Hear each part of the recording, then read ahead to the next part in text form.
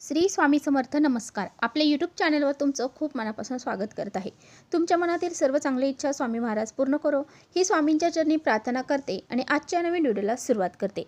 आज वार आहे गुरुवार, दिनांक आहे 22 जानेवारी आणि आज आलेली आहे माघी गणेश जयंती. हिंदू पंचांगानुसार 22 जानेवारी 2026 हा दिवस अत्यंत खास आहे. हिंदू धर्मातील प्रथम पूजनीय असलेल्या भगवान गणेशांची जयंती हा दिवस मोठ्या भक्तीने साजरा केला जातो.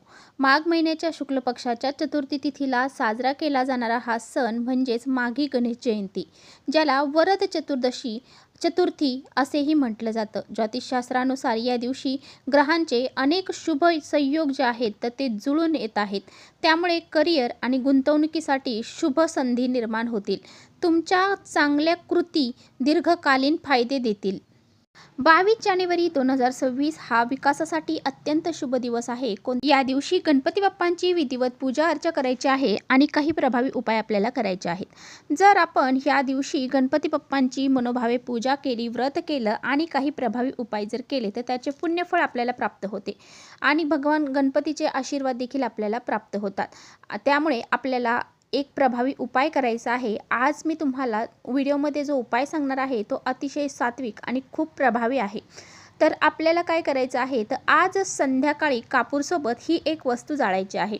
जर आपण या माघी गणेश जयंतीच्या दिवशी हा जो उपाय जर केला तर आपल्या जीवनातील जे काही दोष, अडचणी, संकट, वास्तुदोष असतील, पितृदोष असतील, नजरबाधा झालेली असेल तर ती दूर होते आणि घराची, मुलांची, पतीची भरपूर अशी प्रगती होते.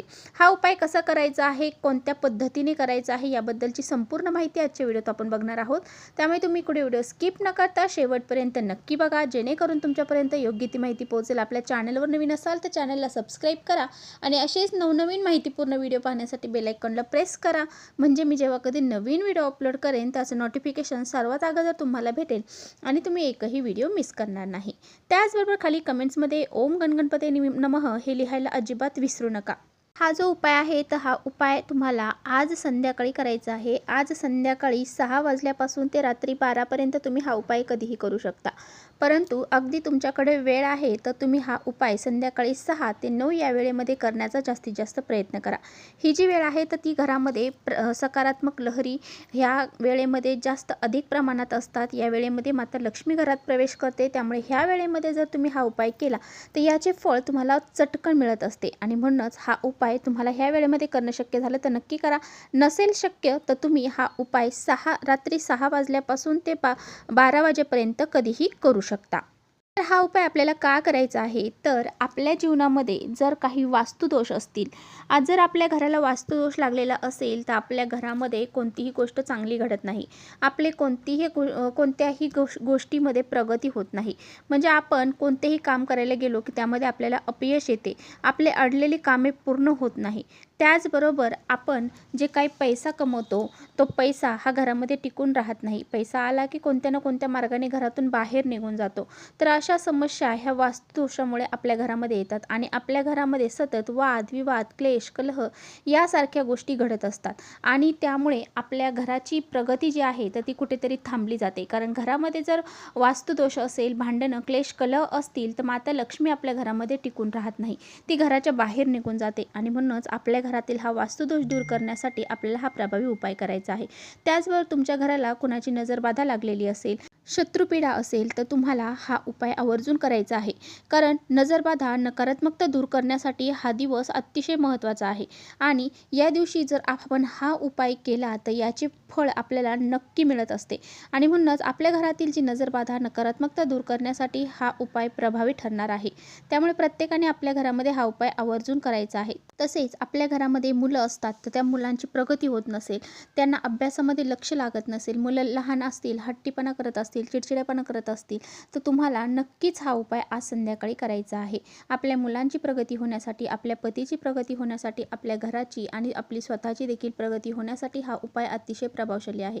हा उपाय अगदी सात्विक आहे आणि वास्तुशास्त्रामध्ये सांगितल्याप्रमाणे हा उपाय ज्या घरामध्ये केला जातो त्या घराची प्रगती झाल्याशिवाय राहत नाही.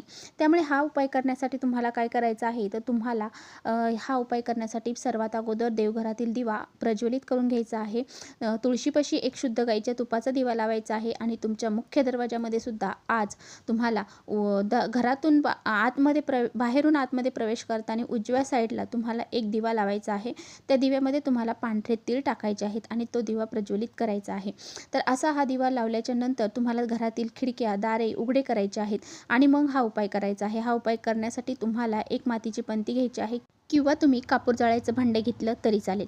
आता आपल्याला काय करायचं आहे, तर आपल्याला एक खोबऱ्याचा तुकडा घ्यायचा आहे किंवा खोबऱ्याची वाटी घ्यायची आहे. खोबऱ्याचा तुकडा घ्या किंवा खोबऱ्याची वाटी घ्या, ती आपल्याला नंतर टाकूनच द्यायची आहे. त्यामुळे तुम्ही छोटासा तुकडा जरी घेतला तरी चालेल. आता तुम्हाला 5 भीमसेनी कापराच्या वड्या घ्यायच्या आहेत आणि त्या तुम्हाला त्या खोबऱ्यावरती ठेवायच्या आहेत. आता भीमसेनी कापूर नसेल, जो तुमच्याकडे असेल तो ठेवला तरीसुद्धा चालेल, परंतु आपल्या घरामध्ये तुम्ही भीमसेनी कापूर हा नेहमी वापरत चला. आता बघा, भीमसेनी कापूर नसेल, जो असेल तो ठेवला तरी चालेल. त्यानंतर तुम्हाला 5 अखंड फुलाच्या लवंगा ठेवायच्या आहेत. कुठेही तुटलेल्या फुटलेल्या लवंगा घेऊ नका, चांगल्याच तुम्हाला घ्यायच्या आहेत. त्या दिवशी गणपती बाप्पांना तीळ हे अर्पण आपल्याला करायचे असतात आणि ह्या दिवशी आपल्या थोडेसे पांढरे तीळसुद्धा तुम्हाला त्या लवंगासोबत ठेवायचे आहेत. तीळ हे अतिशय महत्त्वाची मानली जाते, कारण या दिवशी या चतुर्थीला तीळ कुंड चतुर्थी असं देखील म्हटलं जातं. म्हणून तीळ हे आपल्याला अवश्य घ्यायचे आहेत. यानंतर तुम्हाला तो कापूर प्रज्वलित करायचा आहे. कापूर हा आपल्या देवघरासमोर बसून प्रज्वलित करायचा आहे. आसन टाकून बसायचं आहे. देवघरातील दिवा प्रज्वलित करून धूप अगरबत्ती लावून हा उपाय नंतरच करायचा आहे. त्यानंतर तुम्हाला हा कापूर प्रज्वलित केल्यानंतर ओम श्रीम विघ्नहर्ताय नमः, ओम श्रीम विघ्नहर्ताय नमः या मंत्राचा जप करायचा आहे. जोपर्यंत तो कापूर जळत आहे तोपर्यंत याच मंत्राचा जप करायचा आहे.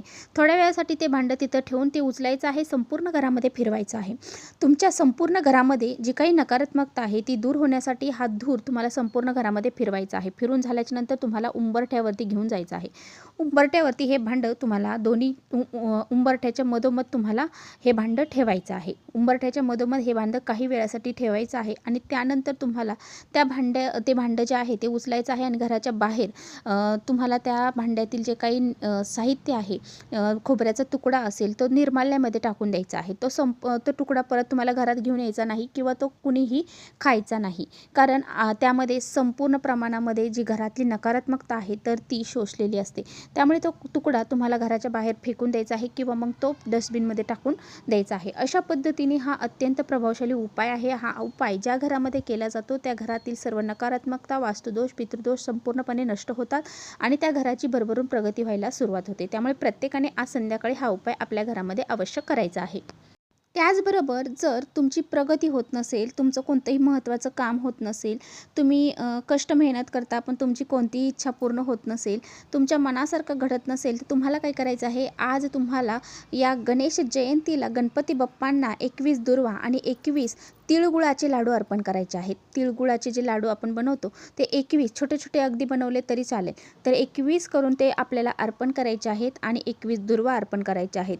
पहा, तुम्ही हा एक उपाय जरी केला ना, कोणताच उपाय नाही केला, हा उपाय केला ना तरीसुद्धा तुमच्या आयुष्यामध्ये ज्या काही गोष्टी नकारात्मक आहेत त्या सकारात्मक व्हायला सुरुवात होईल. आणि तिथे गणपती बाप्पासमोर तुम्हाला 108 वेळा ओम गण गणपती नमः या मंत्राचा जप करायचा आहे. मुक्त स्तोत्र जे आहे तर ते तुम्हाला एकदा म्हणायचं आहे आणि आपली जी इच्छा आहे तर ती व्यक्त करायची आहे. अशा पद्धतीने तुम्ही हा उपाय करायचा आहे. त्याचबरोबर तुमच्या घरामध्ये सतत पैशांच्या अडीअडचणी येतात, इतरांकडून तुम्हाला पैसे उसने घ्यावे लागतात, तुमच्यावरती भरपूर असं कर्ज झालेलं आहे, तर तुम्हाला काय करायचं आहे, तर तुम्हाला एक दिवा लावायचा आहे. तो दिवा कसा लावायचा आहे, तर त्यामध्ये तुम्हाला तिळाचं तेल घालायचं आहे. तिळाचंच तेल तुम्हाला घालायचं आहे आणि गणपती बाप्पासमोर हा दिवा तुम्हाला लावायचा आहे. 2 वातींची एक वात करायची आहे. कापसाची दुहेरी लांब वात घ्यायची आहे, त्यामध्ये घालायचे आहे. तिळाचं तेल घालायचं आहे आणि दिवा प्रज्वलित करून गणपती बाप्पांसमोर तुम्हाला लावायचा आहे. त्याचबरोबर त्या दिव्यामध्ये तुम्ही थोडेसे पांढरे तीळ देखील घालायचे आहेत. तीळ जे आहे ते दारिद्र्यनाशक आहे आणि आपल्या घरातील जे दारिद्र्य आहे ते दूर झाले तर आपल्या घरामध्ये लक्ष्मी प्रवेश करते आणि म्हणूनच हा उपाय तुम्हाला आज करायचा आहे. तर चला, इथेच थांबवते माझा व्हिडिओ तुम्हाला थोडा जरी आवडला असेल तर नक्की लाईक करा. चॅनलवर नवीन असाल तर चॅनलला सबस्क्राईब करा. परत भेटूया अशा छानशा व्हिडिओसोबत. तोपर्यंत श्री स्वामी समर्थ.